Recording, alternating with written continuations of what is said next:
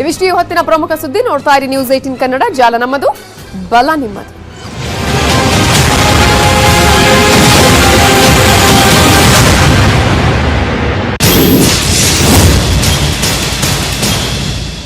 ನಮಸ್ಕಾರ, ನಾನು ನಫಿತಾ ಜೈನ್. ಬೆಂಗಳೂರಿನ 11,000 ಸೋಂಕಿತರು ನಾಪತ್ತೆ. ಹಾಗಾದ್ರೆ ಆ 11,000 ಸೋಂಕಿತರು ಎಲ್ಲಿ ಹೋದ್ರು? ನಿಗೂಢವಾಗಿರುವ ಆ 11,000 ಸೋಂಕಿತರು ಕೊರೋನಾವನ್ನ ಹರಡ್ತಿದಾರಾ? ಇವರೆಲ್ಲರೂ ಬಿಬಿಎಂಪಿಯ ಕಣ್ತಪ್ಪಿಸಿ ಎಸ್ಕೇಪ್ ಆಗಿದ್ದಾರೆ ಅಂತೆ. ಹಾಗಾದ್ರೆ ಎಸ್ಕೇಪ್ ಆಗಿದ್ ಹೇಗೆ ಆ ಸೋಂಕಿತರು? ಇವೆಲ್ಲದಕ್ಕೂ ಉತ್ತರ ಹುಡುಕುವ ಪ್ರಯತ್ನವೇ ಈ ಹೊತ್ತಿನ ಸ್ಪೆಷಲ್. ಬೆಂಗಳೂರಿಗೆ 11,000 ಅಪಾಯ. ಕೊರೋನಾ ಮಹಾಸ್ಫೋಟದ ಬೆನ್ನಲ್ಲೇ ಬಿಗ್ ಶಾಟ್.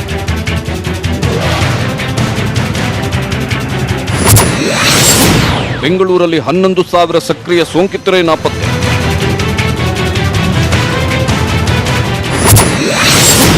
ಬಿಬಿಎಂಪಿಗೆ 11,152 ರೋಗಿಗಳ ಮಾಹಿತಿನೇ ಗೊತ್ತಿಲ್ಲ. ಅವರು ಪಾಸಿಟಿವ್ ಆಗಿ ಬಂದಾಗ ಅಡ್ರೆಸ್ಗಳು ಸಂಪೂರ್ಣವಾಗಿ ಇಲ್ಲದೆ ಇದ್ರೆ ಟ್ರ್ಯಾಕ್ ಮಾಡೋದು ತುಂಬಾ ಕಷ್ಟ ಆಗ್ತದೆ.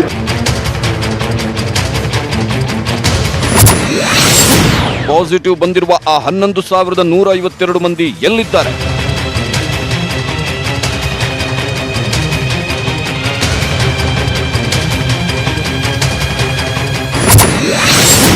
ಆ 11,000 ಸೋಂಕಿತರು ಕೊರೋನಾ ಹರಡುತ್ತಿದ್ದಾರೆ.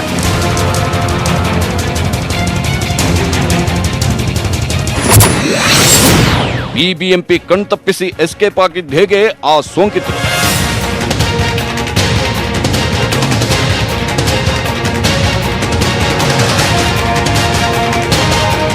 ಕಳ್ಳತನ ಮಾಡಿ ಕಳ್ಳರು ಎಸ್ಕೇಪ್ ಆಗೋದನ್ನ ನೋಡಿದ್ದೀರಿ.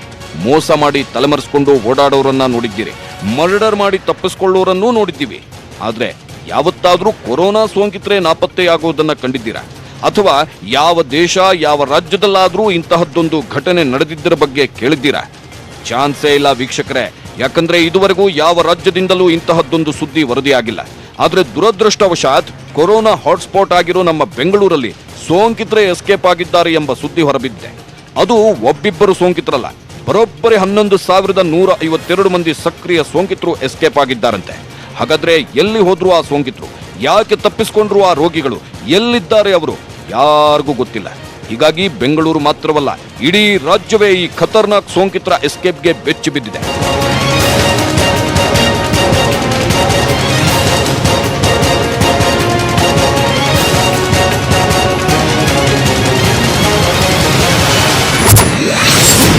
ಪಾಸಿಟಿವ್ ಬಂದ್ರು ಯಾಕೆ ಪತ್ತೆ ಆಗ್ತಿಲ್ಲ ಅವರು? ಹಳ್ಳಿ ಹಳ್ಳಿಗೂ ವೈರಸ್ ಹರಡಿದ್ರ ಆ ರೋಗಿಗಳು?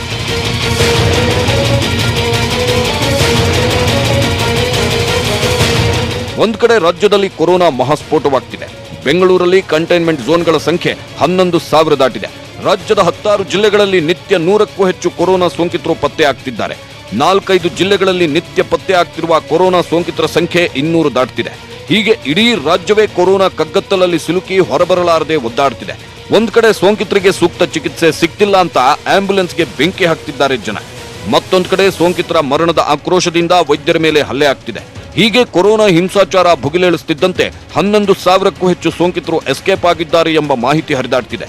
ಹೇಳಿ ಕೇಳಿ, ಸ್ವತಃ ಬಿಬಿಎಂಪಿಗೆ ಆ 11,152 ಮಂದಿ ಸೋಂಕಿತರು ಎಲ್ಲಿದ್ದಾರೆ, ಹೇಗಿದ್ದಾರೆ, ಯಾರು ಅವರು, ಈಗ ಎಲ್ಲೆಲ್ಲಿ ಓಡಾಡ್ತಿದ್ದಾರೆ, ಚಿಕಿತ್ಸೆ ಪಡೆಯುತ್ತಿದ್ದಾರಾ ಅಥವಾ ಹಳ್ಳಿ ಹಳ್ಳಿ ಗಲ್ಲಿ ಗಲ್ಲಿ ತಿರುಗುತ್ತಿದ್ದಾರಾ? ಯಾವುದರ ಮಾಹಿತಿಯೂ ಇಲ್ಲ. ಹೀಗಾಗಿ ರಾಜ್ಯದಲ್ಲಿ ಕೊರೋನಾ ಸುನಾಮಿ ಇನ್ನಷ್ಟು ಘನಘೋರವಾಗಿ ಅಪ್ಪಳಿಸುವ ಭೀತಿ ಎದುರಾಗಿದೆ.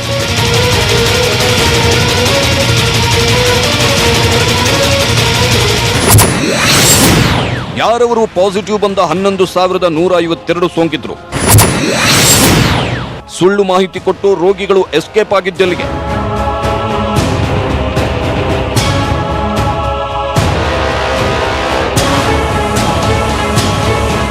ಬೆಂಗಳೂರಲ್ಲಿ ಈಗಾಗಲೇ ಕೊರೋನಾ ಸಾವಿನ ಸಂಖ್ಯೆ ಹೆಚ್ಚಾಗ್ತಿದೆ. ಯಾರಿಗೆ ಕೊರೋನಾ ಇದೆ, ಯಾರಿಗಿಲ್ಲ ಅನ್ನೋದನ್ನೇ ಪತ್ತೆ ಹಚ್ಚೋಕೆ ಆಗದ ಪರಿಸ್ಥಿತಿ ಇದೆ. ಸರಾಸರಿ ದಿನಕ್ಕೆ 2,000ಕ್ಕೂ ಹೆಚ್ಚು ಸೋಂಕಿತರು ಬೆಂಗಳೂರಲ್ಲಿ ಪತ್ತೆ ಆಗ್ತಿದ್ದಾರೆ. ಕೆಲ ಸೋಂಕಿತರು ಚಿಕಿತ್ಸೆ ಫಲಕಾರಿಯಾಗದೆ ಸಾವನ್ನಪ್ಪಿದ್ರೆ, ಇನ್ನು ಕೆಲವರು ಐಸಿಯು ವೆಂಟಿಲೇಟರ್ ಸಿಗದೆ ಪ್ರಾಣ ಬಿಡುತ್ತಿದ್ದಾರೆ. ಮತ್ತೊಂದಷ್ಟು ಮಂದಿ ಕೊರೋನಾ ಸೋಂಕಿದೆ ಅನ್ನೋದು ಪತ್ತೆಯಾಗುವಷ್ಟರಲ್ಲೇ ಜೀವ ಬಿಡುತ್ತಿದ್ದಾರೆ. ಕೊರೋನಾ ಹೊರತಾದ ರೋಗಿಗಳು ಆಸ್ಪತ್ರೆಗಳನ್ನು ಅಲೆದಾಡಿ ಚಿಕಿತ್ಸೆ ಸಿಗದೆ ನರಳಿ ಸಾಯೋ ಪರಿಸ್ಥಿತಿ ಇದೆ.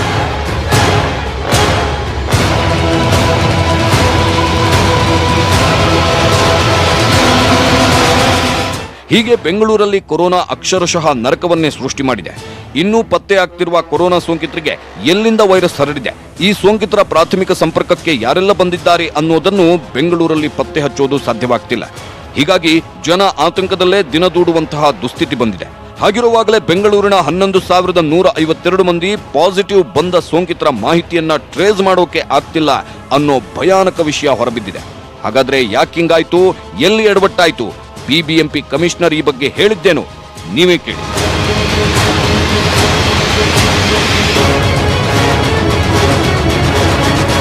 ಟೆಸ್ಟ್ಗಳಲ್ಲಿ ಹೋದಾಗ ಕೆಲವರು ಡೀಟೇಲ್ಡ್ ಅಡ್ರೆಸ್ ಅನ್ನ ಕೊಡ್ತಾ ಇಲ್ಲ. ಅಡ್ರೆಸ್ ಅನ್ನ ಕೊಡದೆ ಆಮೇಲೆ ಫೋನ್ ನಂಬರ್ ಕೊಡೋದು, ಫೋನ್ ನಂಬರ್ ಯಾರ್ದೋ ಫೋನ್ ನಂಬರ್ ಕೊಡ್ತಾ ಇದ್ದಾರೆ. ಸೊ ಇದ್ರಲ್ಲಿ ಏನಾಗುತ್ತೆ, ಒಂದು ವೇಳೆ ಅವರು ಪಾಸಿಟಿವ್ ಆಗಿ ಬಂದಾಗ ಅವರನ್ನ ಎಲ್ಲಿ ಅವರು ಇದ್ದಾರೆ ಅಂತ ನಾವು ಟ್ರ್ಯಾಕ್ ಮಾಡಕ್ ಹೋದಾಗ ಅಡ್ರೆಸ್ಗಳು ಸಂಪೂರ್ಣವಾಗಿ ಇಲ್ಲದೆ ಇದ್ರೆ, ಫೋನ್ ನಂಬರ್ಸ್ ಸರಿ ಇಲ್ಲದೆ ಇದ್ರೆ ಅವ್ರನ್ನ ಟ್ರ್ಯಾಕ್ ಮಾಡೋದು ತುಂಬಾ ಕಷ್ಟ ಆಗ್ತದೆ. ಈ ತರ ಸುಮಾರು 4,500 ಕೇಸಸ್ಗಳನ್ನ ನಾವು ಅನ್ಟ್ರೇಸಬಲ್ ಇದೆ.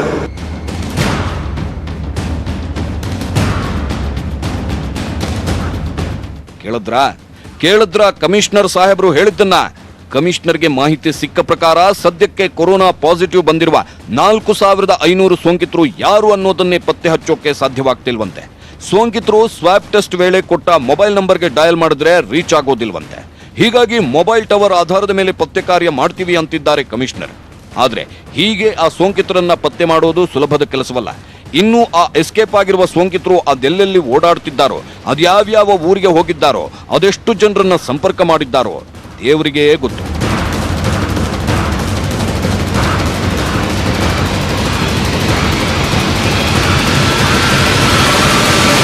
ಈ ಕೇಸಸ್ಗಳನ್ನ ಟ್ರ್ಯಾಕ್ ಮಾಡೋದಕ್ಕೆ ನಾವು ಅವರು ಕೊಟ್ಟಿರುವಂತಹ ಫೋನ್ ನಂಬರ್ ಅನ್ನ ಪೊಲೀಸ್ ಇಲಾಖೆಗೆ ಕೊಟ್ಟು ಅವರ ಕಾಲ್ ರೆಕಾರ್ಡ್ಸ್ ಗಳನ್ನ ಇದು ಮಾಡಿ, ಮೊಬೈಲ್ ಸ್ವಿಚ್ ಆಫ್ ಮಾಡ್ಕೊಂಡಿದ್ರು, ಅದು ಮೊಬೈಲ್ ಟವರ್ ಮುಖಾಂತರ ಎಲ್ಲಿದೆ ಅನ್ನೋದನ್ನ ಪತ್ತೆ ಹಚ್ಚಿಬಿಟ್ಟು ಪ್ರತಿದಿನನೂ ಕೇಸಸ್ಗಳನ್ನ ಪತ್ತೆ ಹಚ್ಚುತ್ತಾ ಇದ್ದಾರೆ. ಕೊರೋನಾ ಟೆಸ್ಟ್ ವೇಳೆ ಮಾಹಿತಿ ನೀಡುತ್ತಿಲ್ಲ ಜನರು, ಯಾರದ್ದೋ ನಂಬರ್ ಕೊಟ್ಟು ಎಸ್ಕೇಪ್ ಆಗ್ತಿದ್ದಾರೆ.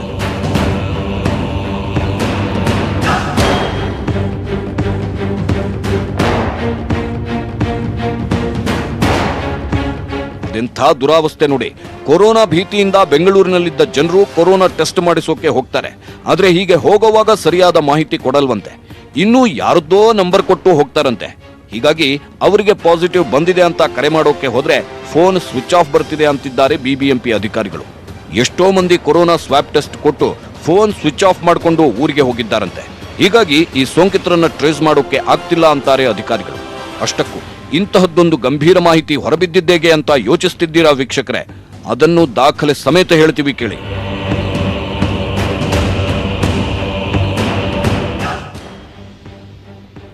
ಜುಲೈ 22ರವರೆಗೆ ಬೆಂಗಳೂರಲ್ಲಿದ್ದ ಸಕ್ರಿಯ ಸೋಂಕಿತರು, ಅಂದ್ರೆ ಇದೀಗ ಪಾಸಿಟಿವ್ ಬಂದು ಇನ್ನೂ ಗುಣಮುಖರಾಗದ ಸೋಂಕಿತರ ಸಂಖ್ಯೆ 27,969. ಬೆಂಗಳೂರಿನ ಈ ಸಕ್ರಿಯ ಸೋಂಕಿತರ ಪೈಕಿ 10,319 ಮಂದಿ ಹೋಮ್ ಐಸೋಲೇಷನ್ನಲ್ಲಿದ್ದಾರೆ ಎಂಬ ಮಾಹಿತಿ ಬಿಬಿಎಂಪಿ ಮತ್ತು ಆರೋಗ್ಯ ಇಲಾಖೆ ಬಳಿ ಇದೆ. ಇನ್ನು ಬೇರೆ ಬೇರೆ ಆಸ್ಪತ್ರೆಗಳಲ್ಲಿ 4,267 ಮಂದಿ ಸೋಂಕಿತರು ಚಿಕಿತ್ಸೆ ಪಡೆಯುತ್ತಿರುವ ಮಾಹಿತಿಯೂ ಇದೆ. ಬೆಂಗಳೂರಿನ ಕೋವಿಡ್ ಕೇರ್ ಸೆಂಟರ್ಗಳಲ್ಲಿ 2,231 ಮಂದಿ ಸೋಂಕಿತರು ದಾಖಲಾಗಿದ್ದಾರೆ ಅನ್ನೋ ಮಾಹಿತಿಯೂ ಸಿಕ್ತಿದೆ. ಹೀಗೆ ಒಟ್ಟಾರೆ ಬಿಬಿಎಂಪಿ 27,969 ಸಕ್ರಿಯ ಸೋಂಕಿತರ ಪೈಕಿ 16,817 ಮಂದಿಯ ಚಿಕಿತ್ಸೆಯ ದಾಖಲೆ ನೀಡಿದೆ. ಇನ್ನುಳಿದ 11,152 ಮಂದಿಯ ಮಾಹಿತಿ ಬಿಬಿಎಂಪಿ ಬಳಿಯೂ ಇಲ್ಲ.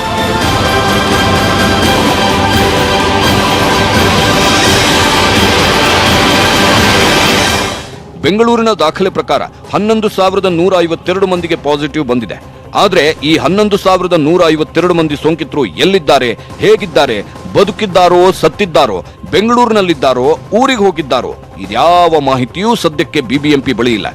ಈ 11,152 ಮಂದಿ ಇನ್ನೂ ಅದೆಲ್ಲೆಲ್ಲಿ ಓಡಾಡುತ್ತಿದ್ದಾರೋ, ಎಷ್ಟು ಜನರನ್ನ ಸಂಪರ್ಕಿಸಿದ್ದಾರೋ, ಯಾವ್ಯಾವ ಊರಲ್ಲಿ ಅಲೆದಾಡುತ್ತಿದ್ದಾರೋ ಈ ಮಾಹಿತಿಯನ್ನೇ ಟ್ರೇಸ್ ಮಾಡೋಕೆ ಸಾಧ್ಯವಾಗ್ತಿಲ್ಲ. ಹೀಗಾಗಿ ಕೊರೋನಾ ನಿಗೂಢವಾಗಿ ಇಡೀ ರಾಜ್ಯವನ್ನ ಮತ್ತಷ್ಟು ಭೀಕರವಾಗಿ ಆವರಿಸಿಕೊಳ್ಳುವ ಅಸಲಿ ಆತಂಕ ಈಗ ಎದುರಾಗಿದೆ. ಸುಳ್ಳು ಮಾಹಿತಿ, ನಕಲಿ ಫೋನ್ ನಂಬರ್ ಕೊಟ್ಟವರು ಇಡೀ ರಾಜ್ಯದ ಪಾಲಿಗೆ ವೈರಸ್ ಸ್ಪ್ರೆಡ್ ಮಾಡುವ ಸೂಪರ್ ಸ್ಪ್ರೆಡರ್ಗಳಾಗುವ ನಡುಕ ಈಗ ಶುರುವಾಗಿದೆ. ಬೆಂಗಳೂರಿನ ಗಲ್ಲಿ ಗಲ್ಲಿಯಲ್ಲೂ ಈ ಸೋಂಕಿತರು ವೈರಸ್ ಹರಡುತ್ತಿದ್ದಾರೆ ಎಂಬ ಭೀತಿಯೂ ಇದೆ. ಹಾಗಾಗಿ ಮುನ್ನೆಚ್ಚರಿಕೆ ವಹಿಸದೇ ಇದ್ರೆ ಅಲ್ಲಿ ಇಲ್ಲಿ ಅಡ್ಡಾಡ್ತಿರೋ ಈ ಖತರ್ನಾಕ್ ಸೋಂಕಿತರೆ ನಿಮ್ಮ ಜೀವಕ್ಕೆ ಕುತ್ತು ತಂದಿಟ್ರೂ ಆಶ್ಚರ್ಯವೇನಿಲ್ಲ.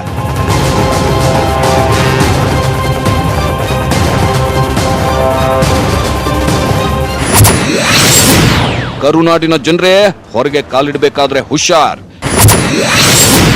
ಬೆಂಗಳೂರಿನ 11,152 ಮಂದಿ ಸೋಂಕಿತರು ಗಾಯಬ್.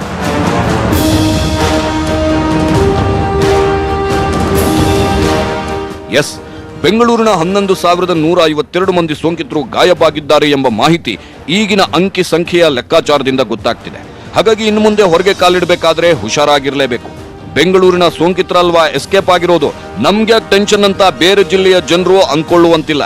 ಯಾಕಂದ್ರೆ ಈ ಎಸ್ಕೇಪ್ ಆಗಿರೋ 11,000ಕ್ಕೂ ಹೆಚ್ಚು ಸೋಂಕಿತರು ಬೆಂಗಳೂರಿನಲ್ಲಿದ್ದಾರೋ ಅಥವಾ ಅವರವರ ಊರಿನಲ್ಲಿ ನಿಗೂಢವಾಗಿದ್ದಾರೋ ಗೊತ್ತಿಲ್ಲ. ಹಾಗಾಗಿ ಎಲ್ಲರೂ ಮುನ್ನೆಚ್ಚರಿಕೆ ವಹಿಸಲೇಬೇಕಾಗಿದೆ. ಹೇಳಿ ಕೇಳಿ ಕೊರೋನಾ ಸಮುದಾಯದ ಹಂತಕ್ಕೆ ಹರಡುತ್ತಿರುವ ಘಟ್ಟಕ್ಕೆ ನಮ್ಮ ರಾಜ್ಯ ತಲುಪಿದೆ. ಹಾಗಾಗಿ ಹಳ್ಳಿ ಹಳ್ಳಿ, ಗಲ್ಲಿ ಗಲ್ಲಿ, ಮನೆ ಮನೆಯಲ್ಲೂ ಎಚ್ಚೆತ್ತುಕೊಳ್ಳದಿದ್ದಲ್ಲಿ ಆಗಸ್ಟ್ ಸೆಪ್ಟೆಂಬರ್ ವೇಳೆಗೆ ಕೊರೋನಾ ಸೋಂಕಿನ ಸುನಾಮಿಯೇ ಅಪ್ಪಳಿಸೋ ಸಾಧ್ಯತೆ ಇದೆ.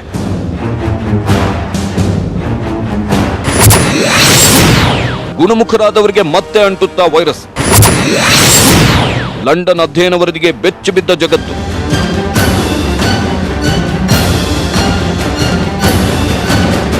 ಕೊರೋನಾ ಬಂದ್ರೆ ಏನಾಗಲ್ಲ ಬಿಡ್ರಿ, ಅಯ್ಯೋ ಕೊರೋನಾ ನಾನು ಗೆದ್ದು ಬಂದಿಲ್ವಾ, ಬಂದ್ರೂ ಬಿಡಿ ಏನೂ ಆಗಲ್ಲ, ಆತಂಕ ಪಡ್ಲೇಬೇಡಿ, ನೀವು ಆರಾಮಾಗಿ ಓಡಾಡಿ ಅಂತ ಯಾರಾದ್ರೂ ಹೇಳಿದ್ದನ್ನ ಕೇಳಿ ಉಡಾಫೆಯಿಂದ ಓಡಾಡಿದ್ರೋ ಹುಷಾರ್. ಯಾಕಂದ್ರೆ ಕೊರೋನಾ ಬಗ್ಗೆ ದಿನಕ್ಕೊಂದು ಶಾಕಿಂಗ್ ಸುದ್ದಿ ಹೊರಬೀಳುತ್ತಿದೆ. ಮೊನ್ನೆವರೆಗೆ ಒಮ್ಮೆ ಕೊರೋನಾ ರೋಗ ಬಂದ ವ್ಯಕ್ತಿ ಚೇತರಿಸಿಕೊಂಡ್ಮೇಲೆ ಮತ್ತೆ ವೈರಸ್ ಅಂಟಲ್ಲ ಅಂತ ಹೇಳಲಾಗ್ತಿತ್ತು.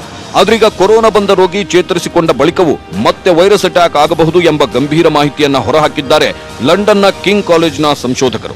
ಹಾಗಾದ್ರೆ ಮತ್ತೆ ಅಂಟುತ್ತಾ ಹೆಮ್ಮಾರಿ, ಒಮ್ಮೆ ಗುಣಮುಖನಾದವನಿಗೆ ಮತ್ತೆ ವೈರಸ್ ಅಂಟಿದ್ರೆ ಜೀವಕ್ಕೆ ಅಪಾಯ ಎದುರಾಗುತ್ತಾ? ಸೋಂಕು ಬಂದು ಗುಣಮುಖರಾದವರು ಕೇವಲ 3 ತಿಂಗಳು ಮಾತ್ರ ಸೇಫ್ ಆಗಿರ್ತಾರೆ. ಕೊರೋನಾ ಇರೋವಷ್ಟು ದಿನ ಭವಿಷ್ಯದಲ್ಲಿ ಮತ್ತೆ ಸೋಂಕಿಗೆ ತುತ್ತಾಗ್ತಾನೆ ಇರಬೇಕಾ? ಈ ಎಲ್ಲ ಪ್ರಶ್ನೆಗೂ ಲಂಡನ್ ಸಂಶೋಧನಾ ವರದಿ ಎಸ್ ಅಂದಿರೋದು ಇದೀಗ ಇಡೀ ಜಗತ್ತನ್ನೇ ಬೆಚ್ಚಿ ಬೀಳುವಂತೆ ಮಾಡಿದೆ. ಹಾಗಾದ್ರೆ 18 ಕೋಟಿ ಜನರಿಗೆ ಈಗಾಗಲೇ ಕೊರೋನಾ ವಿರುದ್ಧ ಹೋರಾಡುವ ಪ್ರತಿಕಾಯ ಬೆಳೆದಿದೆ ಅಂದಿರೋದು ಎಷ್ಟು ನಿಜ? ಪ್ರತಿಕಾಯ ಬೆಳೆದಿದೆ ಅಂತ ಮೊಂಡುತನ ಮಾಡಿ ಜನ ಅಡ್ಡಾಡಿದ್ರೆ ಕಾದಿದ್ಯಾ ಭೀಕರ ಆಪತ್ತು? ಲಂಡನ್ ಕೊಟ್ಟಿರುವ ಆ ಎಚ್ಚರಿಕೆಯ ಸಂಪೂರ್ಣ ಮಾಹಿತಿಯನ್ನ ನಿಮ್ಮ ಮುಂದಿಡ್ತೀವಿ ಚಿಕ್ಕ ಬ್ರೇಕ್ನ ನಂತರ. ಆಗಲಿದೆ ಅಂತ ಬಹುತೇಕರು ಅಂದ್ಕೊಂಡಿದ್ದಾರೆ. ಆದ್ರೆ ಅಂತಹ ಸಾಧ್ಯತೆ ಕಡಿಮೆ ಅಂತಿದೆ ನೋಡಿ ಲಂಡನ್ ಸಂಶೋಧಕರ ಅಧ್ಯಯನದ ವರದಿ. ಕೊರೋನಾ ಪ್ರತಿಕಾಯ ಶಕ್ತಿ ಹೆಚ್ಚು ದಿನ ಇರಲ್ವಾ? ಮೊಂಡುತನ ಮಾಡಿದ್ರೆ ಕಾದಿದ್ಯಾ ಆಪತ್ತು? ಕೊರೋನಾ ಸೋಂಕು ಕಾಣಿಸಿಕೊಂಡು ಗುಣಮುಖರಾದ್ಮೇಲೆ ಏನೂ ಅಪಾಯವಿಲ್ಲ ಅಂತ ಅಂದ್ಕೊಂಡಿದ್ದವರಿಗೆ ಎದುರಾಗಿದೆ ಶಾಕ್. ಸೋಂಕು ಬಂದು ಗುಣಮುಖರಾಗಿದ್ದೇನೆ, ವೈರಸ್ ಇನ್ನು ಹತ್ರಕ್ಕೂ ಬರಲ್ಲ ಅಂತ ಅಂದ್ಕೊಂಡವರಿಗೆ ವೈರಸ್ ಮತ್ತೆ ದಾಳಿ ಮಾಡಬಹುದಾದ ಸಾಧ್ಯತೆಯ ಮಾಹಿತಿ ಹೊರಬಿದ್ದಿದೆ. ಹೌದು, ಒಂದು ವೇಳೆ ವೈರಸ್ ಬಂದ್ರೂ ಏನಾಗಲ್ಲ ಅಥವಾ ಆಲ್ರೆಡಿ ಬಂದು ಗುಣಮುಖನಾಗಿದ್ದೇನೆ, ಮತ್ತೊಮ್ಮೆ ವೈರಸ್ ಅಟ್ಕಾಯಿಸಿಕೊಳ್ಳಲ್ಲ ಅಂತ ಮೊಂಡುತನ ಮಾಡಿ ಅಡ್ಡಾಡುವವರಿಗೆ ಇದು ಎಚ್ಚರಿಕೆ ಗಂಟೆ. ಯಾಕಂದ್ರೆ ಒಮ್ಮೆ ಕೊರೋನಾ ಬಂದು ವಾಸಿಯಾದವರಿಗೆ ಮತ್ತೆ ಕೊರೋನಾ ಬರಲ್ಲ ಅನ್ನೋ ಯಾವ ಗ್ಯಾರಂಟಿಯೂ ಇಲ್ಲ. ಹೌದು, ಚೇತರಿಸಿಕೊಂಡ ಕೊರೋನಾ ಸೋಂಕಿತರನ್ನ 1 ತಿಂಗಳ ನಂತರ ತಪಾಸಣೆಗೊಳಪಡಿಸಿದಾಗ ಇಂತಹದ್ದೊಂದು ಆಘಾತಕಾರಿ ಸತ್ಯ ಹೊರಬಿದ್ದಿದೆ. ಹೌದು, ಮುಂಬೈನ 3 ಮುನ್ಸಿಪಾಲ್ ವಾರ್ಡ್ನಲ್ಲಿ ನೀತಿ ಆಯೋಗ ಮತ್ತು Tata institute of fundamental research ನಡೆಸಿದ ಸಂಶೋಧನೆಯಲ್ಲಿ ಈ ಮಾಹಿತಿ ಹೊರಬಿದ್ದಿದೆ.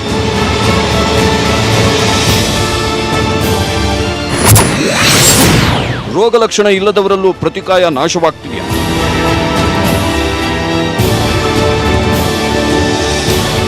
ಮುಂಬೈನ 3 ಮುನ್ಸಿಪಾಲ್ ವಾರ್ಡ್ನಲ್ಲಿ ನೀತಿ ಆಯೋಗ ಮತ್ತು Tata institute of fundamental research ನಡೆಸಿದ ಸಂಶೋಧನೆಯಲ್ಲಿ ಮತ್ತೊಂದು ಮಾಹಿತಿ ಹೊರಬಿದ್ದಿದೆ. ಅದೇನೆಂದ್ರೆ, ರೋಗ ಲಕ್ಷಣ ರಹಿತ ಸೋಂಕಿತರಲ್ಲೂ ಪ್ರತಿಕಾಯಗಳು ತೀರಾ ಕಡಿಮೆಯಾಗ್ತಿದೆ ಅನ್ನೋದು ಸಂಶೋಧನೆ ನಡೆಸಿದಾಗ ಪತ್ತೆಯಾಗಿದೆ. ಇದೀಗ ಲಂಡನ್ ಅಧ್ಯಯನ ವರದಿಯು ಈ ಸತ್ಯವನ್ನ ಜಗತ್ತಿನ ಹೊರಗಡೆ ಹಿದ್ದು ಕೊರೋನಾ ಮತ್ತೆ ಒಕ್ಕರಿಸಿ ಜೀವಕ್ಕೆ ಅಪಾಯ ತಂದಿಡುವ ಭಯ ಹೆಚ್ಚಾಗುವಂತೆ ಮಾಡಿದೆ. ಒಮ್ಮೆ ಚೇತರಿಸಿಕೊಂಡ್ರೆ 3 ತಿಂಗಳ ವ್ಯಾಲಿಡಿಟಿನ, 3 ತಿಂಗಳ ನಂತರ ಮತ್ತೆ ಒಕ್ಕರಿಸಬಹುದಾ ಸೋಂಕು? ಯಾವುದೇ ಒಬ್ಬ ವ್ಯಕ್ತಿಗೆ ಕೊರೋನಾ ಬಂದ್ರೆ ಆತನಲ್ಲಿ ವೈರಸ್ ಹಿಮ್ಮೆಟ್ಟಿಸುವ ಪ್ರತಿಕಾಯ ಶಕ್ತಿ ಉತ್ಪತ್ತಿಯಾಗುತ್ತದೆ. ಈ ಪ್ರತಿಕಾಯಗಳು ಮತ್ತೆ ನಿರಂತರವಾಗಿದ್ದು ಮತ್ತೆ ಸೋಂಕು ಅಂಟದಂತೆ ಜೀವವನ್ನ ಕಾಪಾಡುತ್ತೆ ಅಂತ ಅಂದ್ಕೊಳ್ಳಲಾಗಿತ್ತು. ಆದರೆ ಕೊರೋನಾ ಸೋಂಕು ಗುಣಮುಖರಾದವರಲ್ಲಿ ಉತ್ಪತ್ತಿಯಾಗುವ ಪ್ರತಿಕಾಯಗಳು ದೀರ್ಘಾವಧಿ ಉಳಿಯುವುದಿಲ್ಲ ಅನ್ನೋ ಆಘಾತಕಾರಿ ಮಾಹಿತಿಯನ್ನ ನೀಡಿದ್ದಾರೆ ಲಂಡನ್ ಕಿಂಗ್ ಕಾಲೇಜಿನ ಸಂಶೋಧಕರು. ಈ ಸಂಶೋಧನೆಗಾಗಿ ಕಡಿಮೆ ರೋಗ ಲಕ್ಷಣವಿದ್ದ 34 ರೋಗಿಗಳನ್ನ ಸರಾಸರಿ 37 ದಿನಗಳವರೆಗೆ ಪರೀಕ್ಷಿಸಿದಾಗ ಪ್ರತಿಕಾಯಗಳು ಇದ್ವು. ಆದರೆ ಇದೇ ರೋಗಿಗಳನ್ನ 86 ದಿನಗಳ ನಂತರ ಮತ್ತೊಮ್ಮೆ ಪರೀಕ್ಷೆಗೆ ಒಳಪಡಿಸಿದಾಗ ಬಹುತೇಕರಲ್ಲಿ 3 ತಿಂಗಳ ಮೊದಲೇ ಕೊರೋನಾ ವಿರುದ್ಧ ಹೋರಾಡುವ ಪ್ರತಿಕಾಯಗಳು ನಾಶವಾಗಿದ್ವು. ಹೀಗಾಗಿ ಕೊರೋನಾ ಭೀಕರವಾಗಿ ವ್ಯಾಪಿಸಿ ಹರ್ಡ್ ಇಮ್ಯುನಿಟಿ ಬರುವಂತೆ ಮಾಡಿ ಸೋಂಕಿನ ವಿರುದ್ಧ ಹೋರಾಡಬಹುದು ಅಂತ ಲೆಕ್ಕಾಚಾರ ಹಾಕಿದ್ದವರಿಗೆ ಈ ಸಂಶೋಧನಾ ವರದಿ ಎಚ್ಚರಿಕೆ ಗಂಟೆಯಾಗಿದೆ. ಕೊರೋನಾ ಅಂದ್ರೆ ಕ್ಯಾರೆ ಅನ್ನದೇ ಓಡಾಡೋರಿಗೂ ಇದು ಫೈನಲ್ ವಾರ್ನಿಂಗ್ ಅಂದ್ರೂ ತಪ್ಪಾಗಲ್ಲ.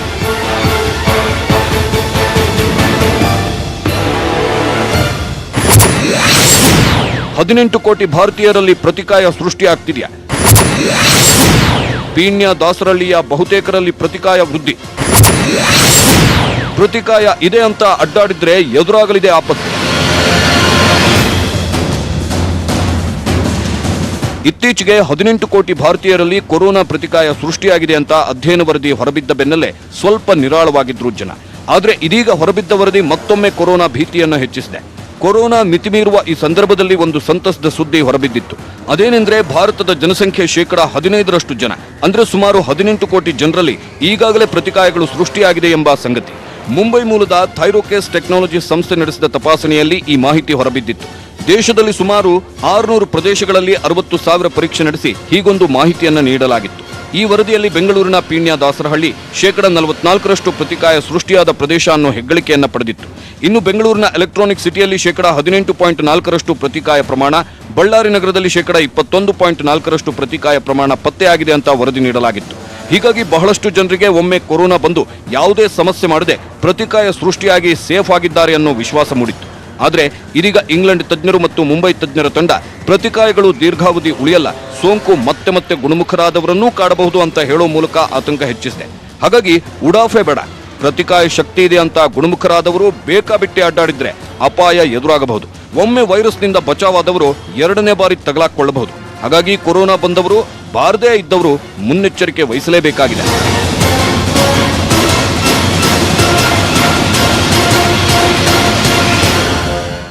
ಎಸ್, ಕೊರೋನಾ ಕಂಟಕ ಇವತ್ತು ನಾಳೆಗೆ ಮುಗಿಯುವಂತಹದ್ದಲ್ಲ. ಲಸಿಕೆ ಸಿಗೋವರೆಗೂ ಸೇಫ್ ಅಂತ ಯಾರು ಅಂದ್ಕೊಳ್ಳೋ ಹಾಗಿಲ್ಲ. ಆದರೆ ಭಾರತ ದೇಶದ ಮಟ್ಟದಲ್ಲಿ ಮತ್ತು ಕರ್ನಾಟಕದಲ್ಲಿ ಕೊರೋನಾ ಮಹಾಸ್ಫೋಟದ ನಡುವೆಯೂ ಒಂದೇ ಒಂದು ಸಂತಸದ ಬೆಳವಣಿಗೆ ಇದೆ. ಅದೇನು ಅಂತ ಹೇಳ್ತೀವಿ ಬ್ರೇಕ್ ಆದ್ಮೇಲೆ. ಬೆಂಗಳೂರಲ್ಲಿ ನಾಪತ್ತೆಯಾಗಿರುವ 11,152 ಸೋಂಕಿತರ ಭೀತಿ. ಮತ್ತೊಂದ್ ಕಡೆ ದಿನೇ ಮಹಾಸ್ಫೋಟವಾಗ್ತಾ ಇರುವ ಕೊರೋನಾ ಸೋಂಕಿತರ ಸಂಖ್ಯೆ ಜನರನ್ನ ನಿದ್ದೆ ಕೆಡುವಂತೆ ಮಾಡಿದೆ. ಆದ್ರೆ ಇವೆಲ್ಲದರ ನಡುವೆ ಒಂದೇ ಒಂದು ಖುಷಿಯ ಸುದ್ದಿ ಹೊರಬಿದ್ದಿದೆ. ಅದೇನು ಅಂತ ಕೇಳ್ತಾ ಇದ್ದೀರಾ? Have A look. ರಾಜ್ಯದಲ್ಲಿ ಕೊರೋನಾ ಮಹಾಸ್ಫೋಟವಾಗ್ತಿದೆ. ಆದ್ರೆ ಒಂದೇ ಒಂದು ಸಮಾಧಾನಕರ ಸಂಗತಿ ಏನಪ್ಪಾ ಅಂದ್ರೆ ಜುಲೈ 16ಕ್ಕೆ 17.77% ಸೋಂಕಿತರ ಪ್ರಮಾಣ ಜುಲೈ 22ರಂದು 9.9% ಇಳಿದಿದೆ. ಇನ್ನೂ ಒಂದು ನೆಮ್ಮದಿಯ ವಿಷಯ ಏನಂದ್ರೆ ದಿನದಿಂದ ದಿನಕ್ಕೆ ಗುಣಮುಖರಾಗ್ತಿರೋರ ಸಂಖ್ಯೆಯೂ ಹೆಚ್ಚಾಗ್ತಿದೆ, ಸಾವಿನ ಪ್ರಮಾಣವೂ ಕಡಿಮೆ ಆಗ್ತಿದೆ.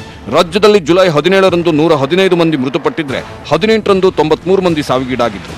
ಇದಾದ ನಂತರ ಮರಣ ಪ್ರಮಾಣ ಇಳಿಕೆ ಆಗ್ತಾ ಬಂದಿದ್ದು ಸದ್ಯ ನೆಮ್ಮದಿಯ ನಿಟ್ಟುಸಿರು ಬಿಡುವಂತಾಗಿದೆ. ಬೆಂಗಳೂರಲ್ಲೂ ದಿನೇ ಕೊರೋನಾ ಸಾವಿನ ಪ್ರಮಾಣ ಕಡಿಮೆ ಆಗ್ತಿದೆ.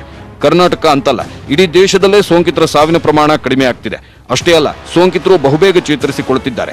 ಹೀಗಾಗಿ ಕೊರೋನಾ ಸೋಂಕಿತರ ಸಂಖ್ಯೆ ದಿನದಿಂದ ದಿನಕ್ಕೆ ಹೆಚ್ಚಾದ್ರೂ ದೇಶದಲ್ಲಿ 63% ಮಂದಿ ಚೇತರಿಸಿಕೊಂಡಿದ್ದಾರೆ. 24 ಗಂಟೆಯಲ್ಲಿ ದೇಶದಲ್ಲಿ 28,472 ಮಂದಿ ಕೊರೋನಾದಿಂದ ಗುಣಮುಖರಾಗಿದ್ದಾರೆ. ಇದು ಆಶಾದಾಯಕ ಸಂಗತಿ.